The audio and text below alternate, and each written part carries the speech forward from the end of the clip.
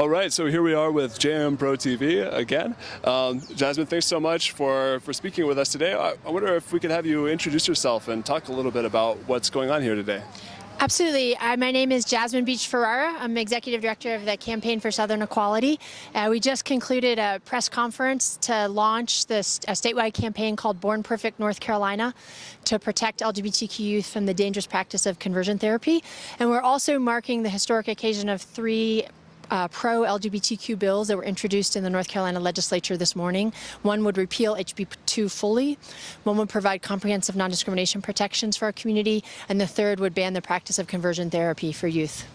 So HB 2 has been kind of in this dormant stage for a little time now. What has this time been like in between?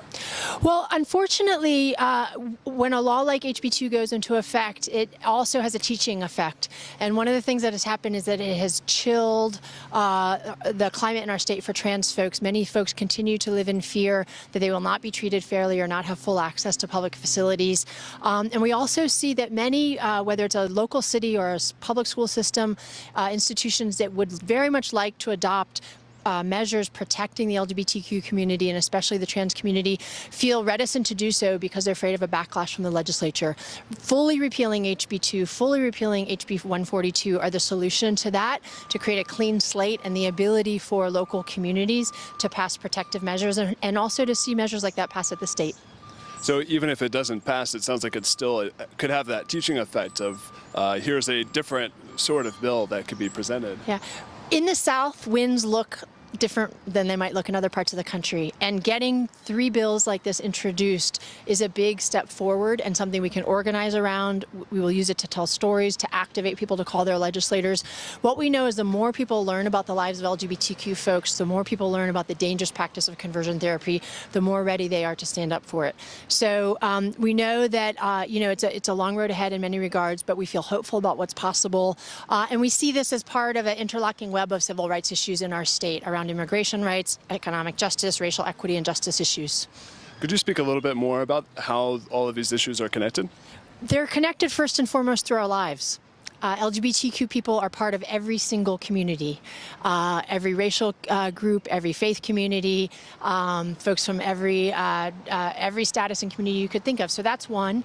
The other is through our relationships, because we love and care about each other. And then the other is through a vision around justice and equality, and knowing that when anyone is persecuted and targeted, we all are, and we have a responsibility to stand up. So as we celebrate what happened this morning and move forward in our organizing, we're of course closely tracking a very insidious bill that would seek to restrict the ability of sheriffs to refuse to cooperate with ICE. The tension between a regressive bill like this and a hopeful bill like the ones we're celebrating speaks to the ways that we have to be engaged as a movement intersectionally on many issues at once and always be talking about these issues together. Do you think, I'm curious with the presentation of these three bills here in North Carolina, what do you think has changed that has pushed these forward? Is this an economic response to the state governing body? Well, what we know actually is that a significant majority of people across North Carolina support these measures. That has been true, and that level of support just continues to grow. And we're seeing it show up in political will now. And the next step is for it to show up in political power, meaning we're able to pass bills like this. So it's the result of decades and decades of organizing and people coming out. It's the result of there now being more out LGBTQ people at the North Carolina General Assembly, I think historic numbers.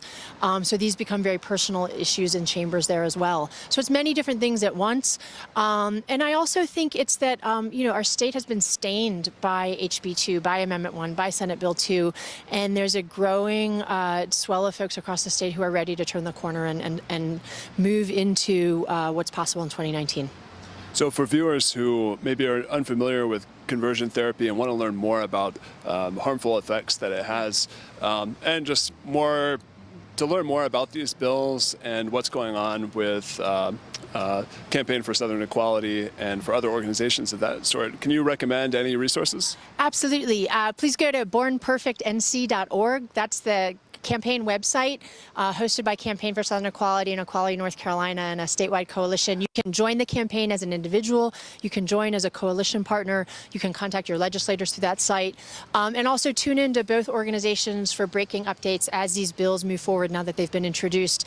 We welcome everyone into this movement. And what we know is that when people learn how ineffective, dangerous, and harmful conversion therapy is, they support banning it as a practice that can target youth. Great. Thank you so much for speaking with us today. Appreciate the opportunity. Thanks for all the great work you all do.